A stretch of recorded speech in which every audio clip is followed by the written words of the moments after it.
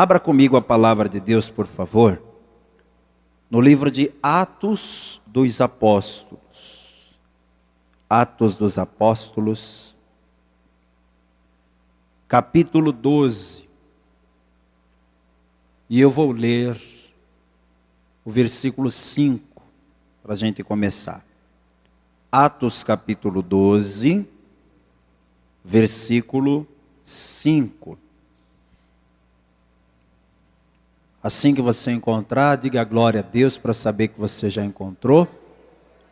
Aí você dá uma olhadinha à sua direita, à sua esquerda, e veja se há alguém perto de você sem a palavra de Deus. Se você observar alguém sem a palavra de Deus perto de você, chega perto dessa pessoa e mostra para ela o local da leitura.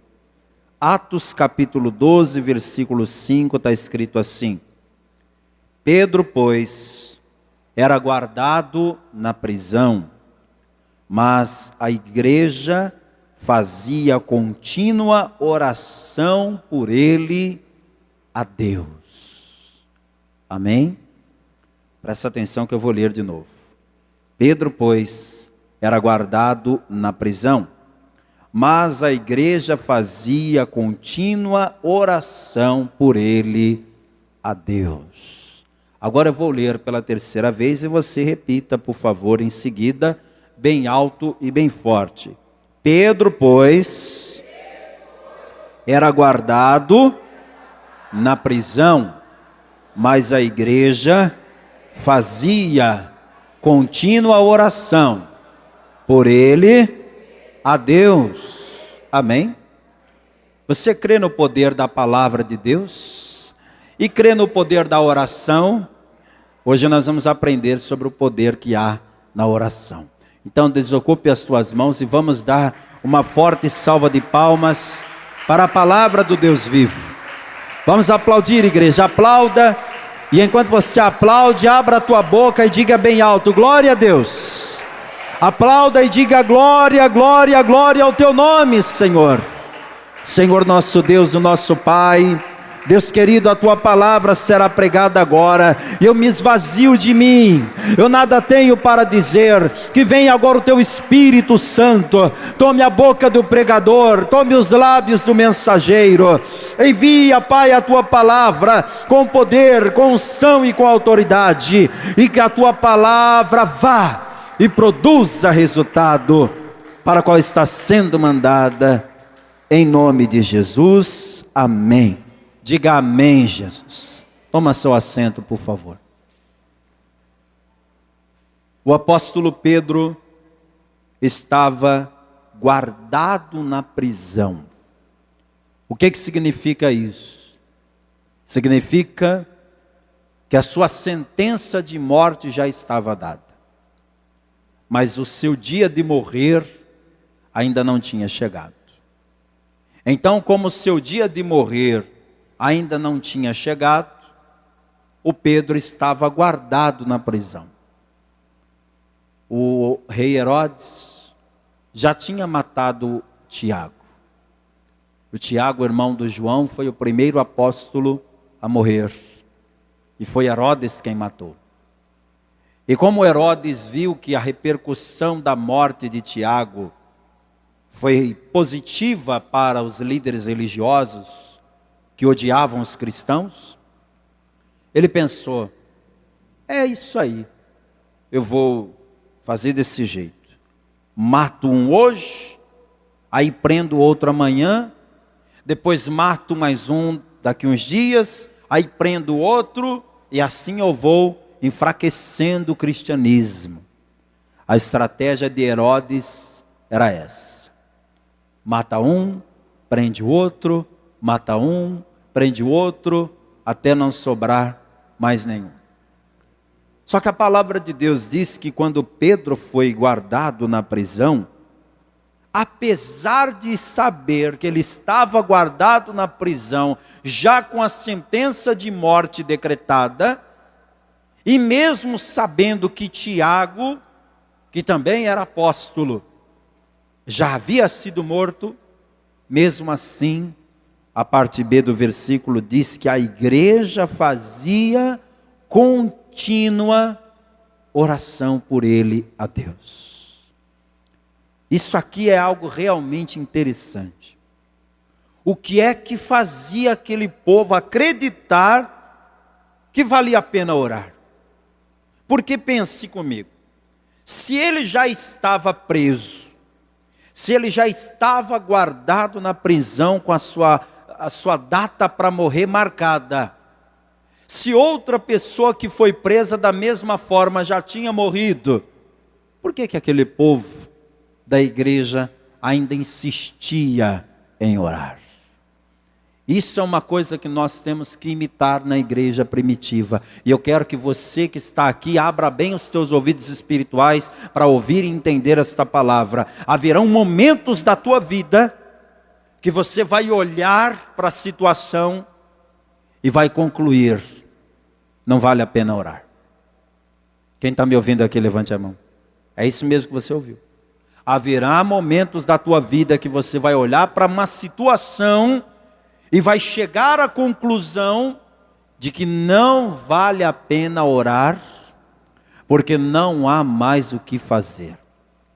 Não dá mais. Para Pedro, não dava mais. Pedro chegou no fim da linha. Eu quero ler com você do capítulo 12, versículo 1, que é para você ter um contexto do que está acontecendo e não ficar só nas minhas palavras. Por aquele mesmo tempo, o rei Herodes estendeu as mãos sobre alguns da igreja para os maltratar e matou a Tiago, irmão de João. Deixa eu explicar uma coisa aqui, porque é função do pastor ensinar a palavra, né? Eu não posso me furtar desse trabalho. Do lado de Herodes, eu quero que você escreva o seguinte nome. Escreva assim: Agripa. Agripa, A-G-R-I-P-A, Agripa. Pastor, que nome estranho é esse? Esse aí é, vamos dizer assim, o nome oficial deste rei, Agripa. E do lado do nome Agripa, coloque um I. Você sabe que no algarismo romano, I é o mesmo que 1. Então, qual era o nome real desse rei? Agripa I. Mas ele é chamado de Herodes por quê? Porque ele é neto do rei Herodes o Grande. No Novo Testamento você vai ler 4 personalidades com o nome de Herodes. 4 gerações, vamos dizer assim, desta família Herodes. Quando você lê Herodes em Mateus capítulo 2, é uma pessoa. Mas quando você lê Herodes em Mateus 26, já é outra pessoa. Quando você lê Herodes em Atos capítulo 12, é uma pessoa. Quando você lê Herodes lá em Atos 28, já é outra pessoa. Então, por que tem o mesmo nome? Porque era uma dinastia real. Tudo começou com Herodes o Grande. Herodes o Grande governou toda a região da Palestina. Mas quando Herodes o Grande estava perto de morrer, ele escolheu 3 filhos. Ele teve muitos filhos com várias mulheres, mas ele escolheu 3 filhos: Antipas, Filipe e Arquelau. E para esses 3 filhos ele dividiu o reino. Ele pegou uma parte do reino e deu para Filipe, outra parte ele deu para Antipas e outra parte ele deu para Arquelau. E ele falou para cada um dos 3: adotem o nome de Herodes.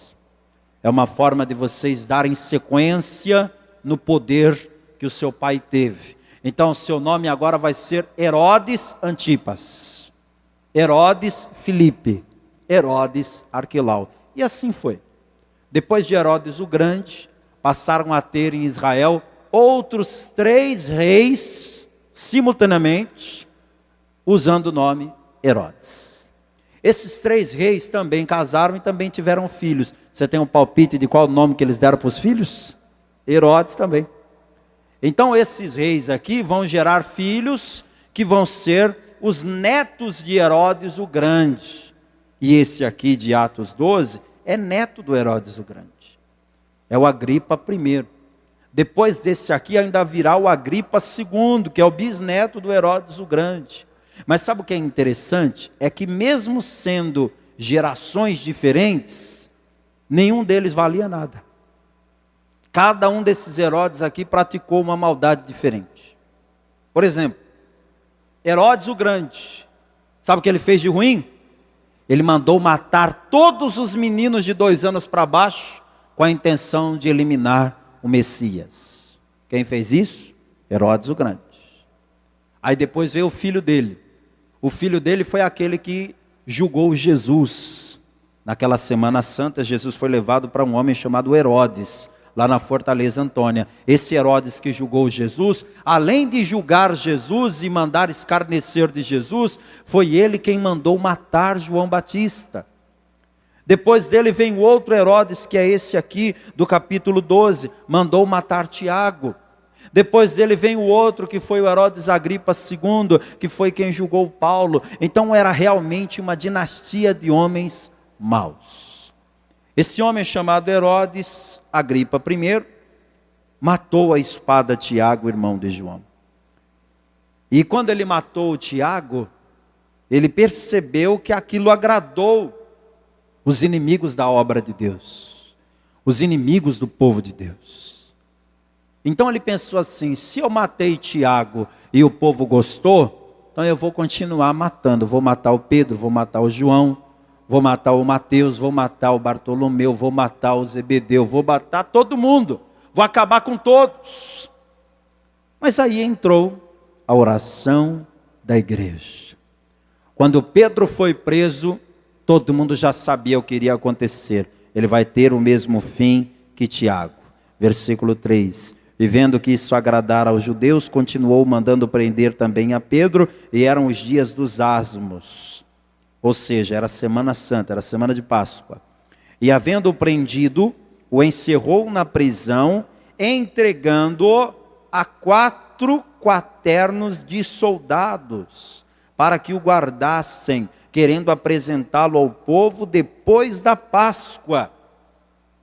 Você certamente já ouviu falar em alguém que foi preso, mas você já ouviu falar em um único preso, que ficou guardado na prisão por 16 soldados diferentes? 16 soldados para um preso? Você já ouviu falar nisso?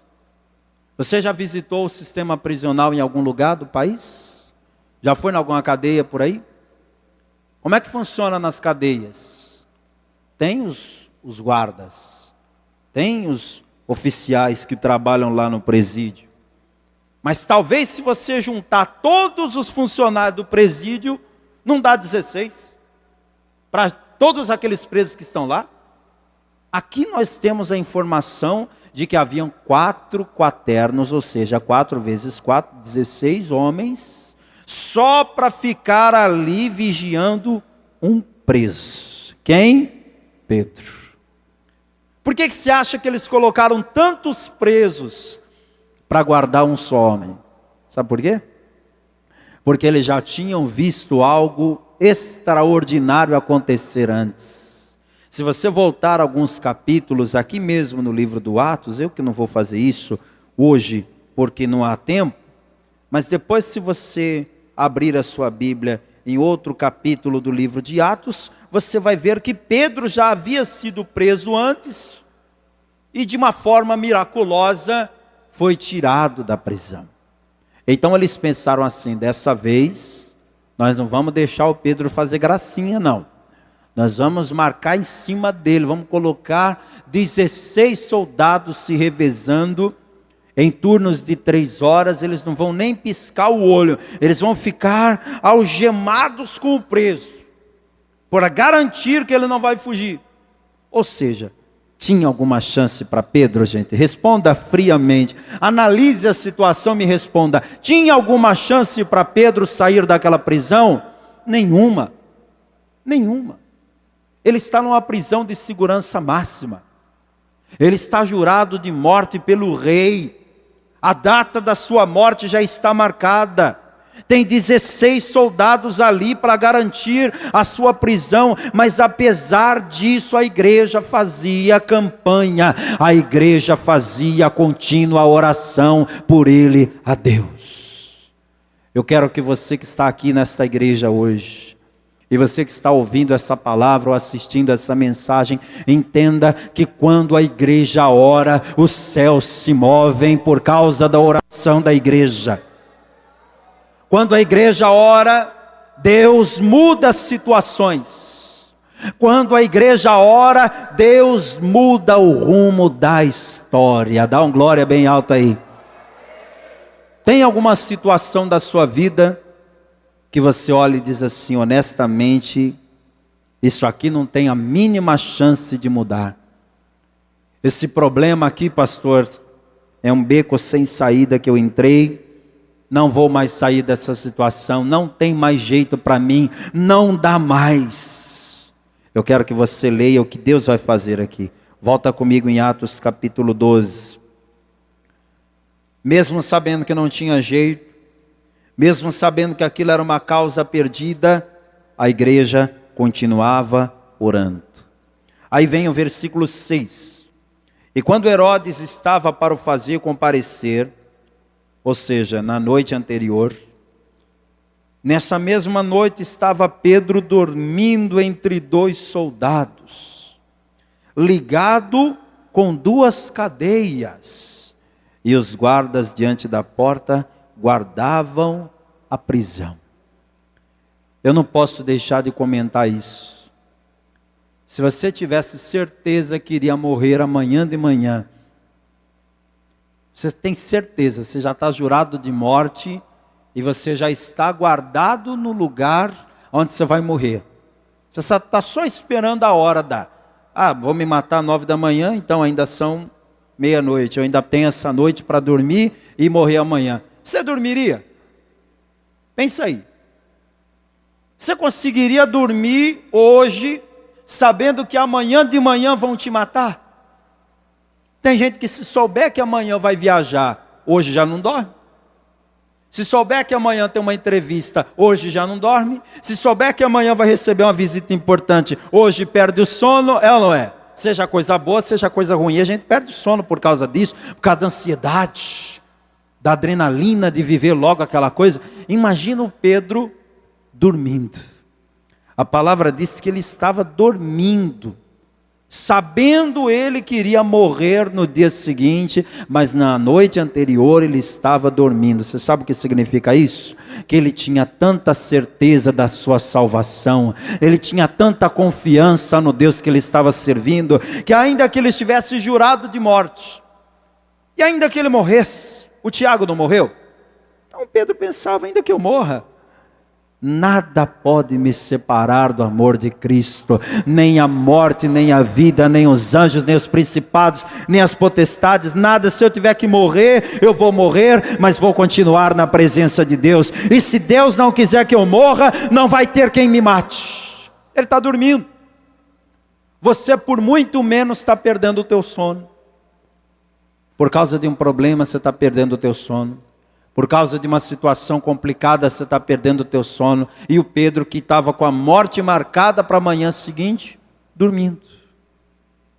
Fala com alguém do lado assim, aprenda a confiar em Deus. Aprenda a descansar no Senhor. Eu não sei o que está tirando a tua paz. Eu não sei o que está tirando o teu sono. Mas essa noite você vai dormir confiando que Deus está cuidando de você. Versículo 7. E eis que sobreveio o anjo do Senhor, e resplandeceu uma luz na prisão. E tocando a Pedro no lado, o despertou. Ele estava dormindo mesmo. Estava dormindo pesado. Imagina o clarão do anjo chegando na cela e ele não acordou. Quem tem o sono leve aqui? Levanta a mão. Tem o sono leve? Aham. Fingi que eu acredito para te dar essa moral. Você que tem um sono leve, se alguém acendeu uma luz dessa aqui, você já não acorda? Você tem um sono leve. A palavra diz que apareceu um anjo.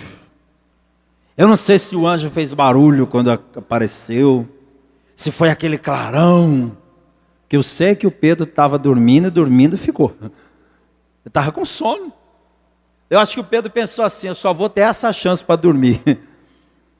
Porque depois disso eu vou para a glória, vou ficar acordado lá cantando no coral celestial para toda a eternidade, eu vou dormir. Ele estava dormindo mesmo. E aí diz a palavra que resplandeceu uma luz na prisão, e tocando a Pedro no lado, despertou, dizendo: levanta-te depressa. E caíram-lhe das mãos as cadeias. E disse-lhe o anjo: cinge-te e ata as tuas sandálias. E ele o fez assim. Disse-lhe mais: lança as costas a tua capa e segue-me. E saindo, o seguia. E não sabia que era real o que estava sendo feito pelo anjo, mas cuidava que via alguma visão. O que está acontecendo com Pedro é tão maravilhoso que ele acha até que é sonho. E eu quero profetizar algo sobre a tua vida. Levante a tua mão e tome posse. Deus vai fazer nos próximos dias algo tão extraordinário. Deus vai fazer nos próximos dias algo tão maravilhoso, algo tão glorioso, que você vai achar até que é sonho. Você vai olhar para aquilo que Deus está fazendo, para aquilo que Deus irá fazer, e vai ficar se perguntando: meu Deus, é verdade? É verdade ou eu estou sonhando? Será que isso está acontecendo mesmo comigo? Quem crê, diga: eu vou viver em nome de Jesus. E para você não achar que isso é conversa de pregador, abra na Bíblia, Abacuque capítulo 1, versículo 5. Deixa marcado aí em Atos 12, que eu já volto aí. É só para te provar que Deus, Ele faz acontecer na vida da gente coisas extraordinárias, que quando acontece, a gente fica até impressionado, a gente fica pensando assim: meu Deus, que coisa maravilhosa que o Senhor fez. E Deus vai fazer na sua vida coisas extraordinárias, coisas maravilhosas. Abacuque, capítulo 1, versículo 5. Se você já achou, amém. Se não, anota aí, depois você procura em casa.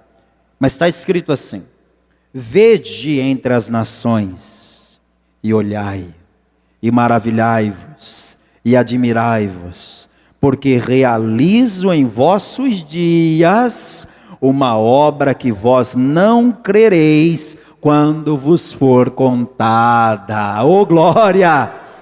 Está vendo o que Deus está prometendo? Realizo. Atenção para o tempo do verbo, realizo. Deus não está fazendo uma coisa lá no futuro, lá na frente. Deus está dizendo: eis que eu realizo, é hoje, é agora, é nesse tempo. Deus está dizendo: eu realizo hoje na tua vida uma obra tão maravilhosa, uma obra tão extraordinária, que nem você vai conseguir acreditar quando vê acontecendo. E quando você for contar para alguém, e você chegar para um amigo, para um parente e disser: Deus fez tal coisa na minha vida, a pessoa vai ter dificuldade de crer. O Pedro está vivendo um milagre, mas ele acha até que é sonho. Volta comigo lá em Atos 12. E ele vai seguindo o anjo e achando que é sonho. Ô sonho maravilhoso, eu vou morrer amanhã de manhã, mas estou sonhando que vem um anjo aqui me tirar da cadeia. Ah, que sonho maravilhoso. Ah, tomara que eu não acorde mais desse sonho. Imagina a mente do Pedro, né? Continue lendo. Atos capítulo 12, versículo 10 agora. E quando passaram a primeira e a segunda guarda, chegaram à porta de ferro que dá para a cidade, a qual se lhes abriu por si mesma, e tendo saído, percorreram uma rua, e logo o anjo se apartou dele. E Pedro, tornando a si, disse: agora sei verdadeiramente que o Senhor enviou o seu anjo e me livrou da mão de Herodes e de tudo que o povo dos judeus esperava. Vamos aplaudir o Deus Todo-Poderoso. Aleluia! Quando Pedro se deu conta que ele estava fora da prisão, eu não sei se você já foi preso, tomara que não, mas de repente, vai saber, né? Mas sabe qual é a cena mais emocionante para um preso? É quando ele olha o portão da prisão do lado de fora. É quando ele sai da prisão e aí ele olha assim. De pensar que eu fiquei tantos anos da minha vida aí dentro. E ele se vê do lado de fora. Aquilo ali é emocionante. Aquilo é uma alegria para a pessoa. Tem muita gente que foi presa injustamente nesse país. Foi confundido, enfim, erros da justiça. Ou às vezes a pessoa cometeu o erro e foi lá e pagou. O fato é, quando ela vê o portão da prisão do lado de fora, é uma alegria. Quando Pedro se vê do lado de fora daquela cela, daquela prisão, ele só consegue glorificar o nome do Senhor e dizer: agora eu sei verdadeiramente que Deus me deu um grande livramento. Você sabe o que Deus fez com Pedro? Deus fez se cumprir a profecia de Isaías 45, versículo 2. A gente canta isso o tempo todo. E isso aqui é promessa de Deus. Olha o que ele diz, Isaías 45, versículo 2. E eu quero que você leia e tome posse, porque se na tua frente tem portões, tem grilhões, tem ferrolhos de ferro impedindo a tua passagem, o Deus Todo-Poderoso vai abrir esses portões de ferro, vai remover esses ferrolhos, vai abrir o caminho para você passar.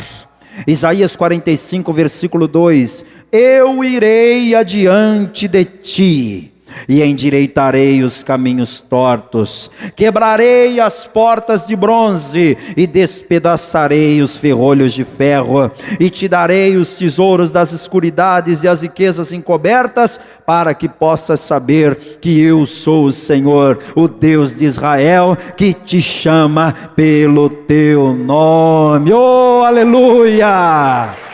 Deus vai na tua frente, meu querido. Deus vai na tua frente, minha querida, e não vai ficar nenhuma porta do inferno impedindo a tua passagem. Todos os ferrolhos do inferno Deus está despedaçando hoje. Aí quando Pedro ficou livre, ele pensou assim: agora eu vou para onde? Agora eu vou para onde? Eu não sei se você sabe isso. Quando o alvará de soltura chega na cela, o preso tem que sair na hora. Se for, por exemplo, 3 horas da manhã, vamos imaginar que isso aconteça.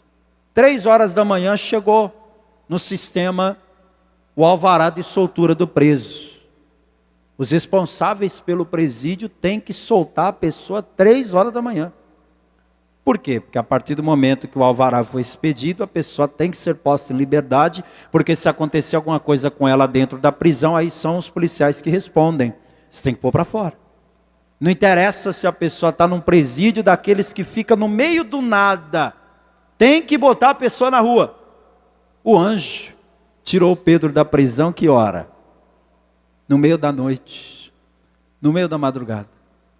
Aí o anjo foi tirando Pedro, foi abrindo o caminho, Pedro foi passando, e quando o anjo chegou do lado de fora, ele desapareceu. Porque a missão do anjo era só tirar o Pedro da prisão. Quando Pedro se viu do lado de fora, ele pensou: maravilha, olha, estou livre. E agora, para onde que eu vou? Para onde que eu vou? Bem, eu vou para a igreja. Só posso ir para a igreja. Deus fez esse milagre na minha vida, eu vou glorificar o nome do Senhor. Aí o Pedro foi para a igreja. Para a mesma igreja que disse o texto sagrado, volta lá comigo em Atos 12. Aquela mesma igreja que estava em contínua oração. Vamos lá? Atos 12, versículo 5. Pedro, pois, era guardado na prisão, mas a igreja fazia contínua. O que significa a palavra contínua? Sem parar. Contínua oração. Quer dizer que era um relógio de oração incessante. De dia tinha gente orando, de tarde tinha gente orando, de noite tinha gente orando, de madrugada tinha gente orando. E naquela noite, que era a noite que antecedia a morte de Pedro, toda a igreja se reuniu. Porque todo mundo pensou assim, agora é a última oportunidade que a gente vai ter de orar para Deus mudar essa situação. Então é vigília. Quem está entendendo que era uma vigília? Estava todo mundo na vigília. Orando para quê? Para Deus libertar o Pedro, para Deus fazer algum milagre. E o Pedro foi justamente para aquela vigília, porque ele saiu da prisão no meio da noite e ele foi para a casa onde os irmãos estavam reunidos. Quando a gente fala em igreja, naquela época a igreja cristã não tinha templo. Não tinha. O templo que existia era o templo dos judeus, diferente da igreja. Não tinha templo para a igreja. Os cristãos se reuniam em casas. E o povo estava todo mundo na casa do João Marcos, o apóstolo João Marcos. Na Bíblia ele aparece só com o nome de Marcos, mas o nome dele era João Marcos. E a igreja estava toda reunida lá. Aí de repente o Pedro chega naquela vigília que estava acontecendo na casa e bateu na porta. E quando ele bateu na porta, uma menina chamada Rode foi lá atender a porta. E você sabe que quando você está correndo um sério risco, uma perseguição, você não pode se entregar assim, né? Quem é? Ah, é fulano. Não pode. Tem um código. Sabe qual que era o código? Bate na porta. E a pessoa do lado de lá tinha que dizer assim, sou eu. E quem estava do lado de cá, tinha que conhecer a voz de quem falou, sou eu, do lado de lá. Caso contrário, você vai abrir. Os irmãos sabiam que aquilo ali era perigoso, que aquele culto no meio da noite podia ser um risco. Então eles colocaram essa moça chamada Rode para cuidar da porta. E quando Pedro bateu a porta, ela foi lá. Aí ela perguntou, quem é? E a voz do lado de lá respondeu o quê?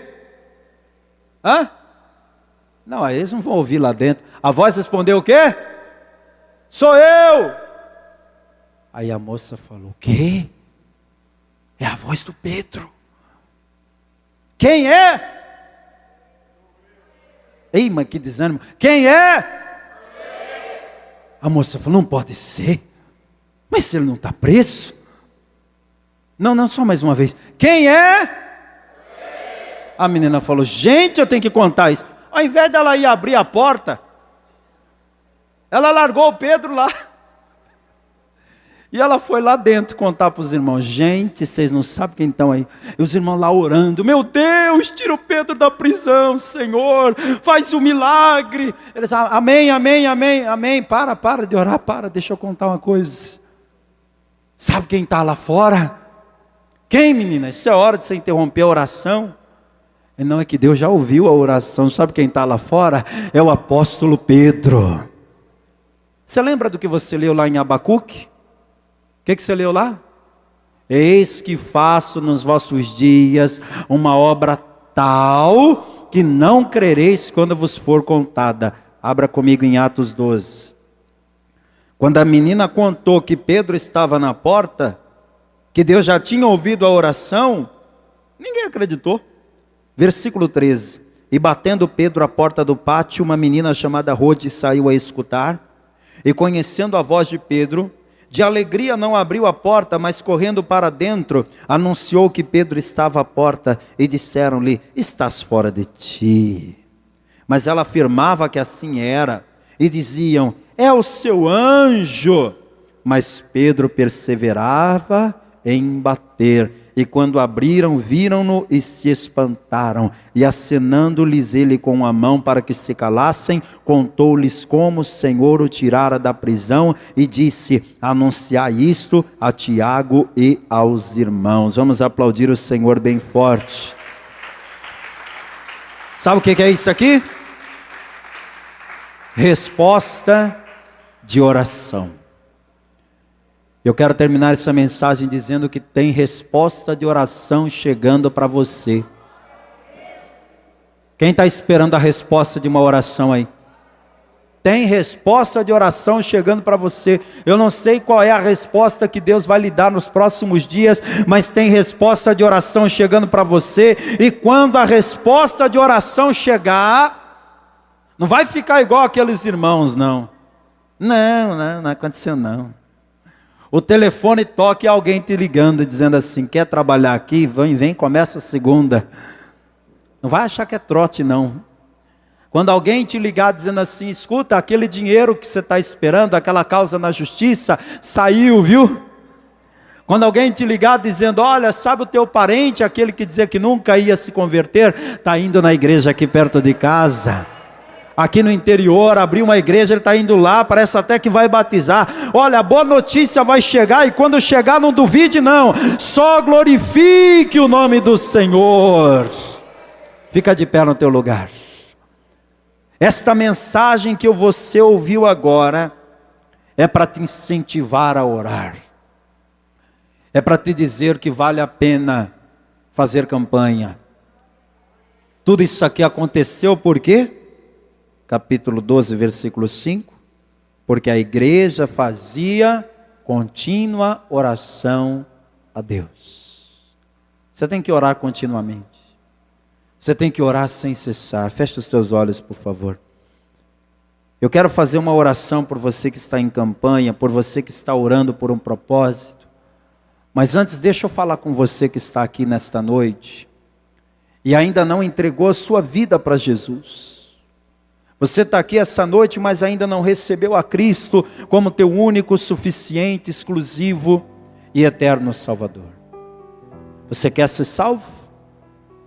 Você quer seu nome no livro da vida? Você quer entrar na cidade santa pelas portas? Então você precisa entregar tua vida para Jesus hoje. Você precisa entregar tua vida para Jesus agora. Tem alguém aqui que quer entregar a vida para Jesus hoje e recebê-lo como único, suficiente, exclusivo e eterno Salvador? Levante a sua mão agora, bem alto, junto com a minha. Você que quer entregar a tua vida para Jesus. Você que quer sair daqui com a certeza da salvação, com certeza do nome no livro da vida. Tem alguém? Pastor, eu já entreguei minha vida para Jesus. Só que aí eu acabei me afastando da casa do Pai, saindo da presença de Deus. Cometi o erro de me afastar, mas eu quero voltar. Tem alguém aqui que está afastado e quer voltar para Jesus, quer se reconciliar com Jesus? Levante a mão, quem está afastado aqui quer voltar. Tem alguém? Deixa eu falar com você que está assistindo essa mensagem. Você que está ouvindo pela rádio, assistindo pela TV, assistindo pelo YouTube. Você quer entregar a tua vida para Jesus? Quer voltar para Jesus? Quer reatar a sua aliança com Deus? Eu vou orar por você, não importa quem você seja, não importa onde você esteja, os olhos do Senhor estão te vendo agora. Se você puder, faça essa oração comigo. Se você puder dobrar os joelhos, eu vou dobrar os meus joelhos aqui no altar da sede da Paz e Vida, em São Luís do Maranhão. Aí onde você está, dá para ajoelhar também? Dá? Ajoelhe.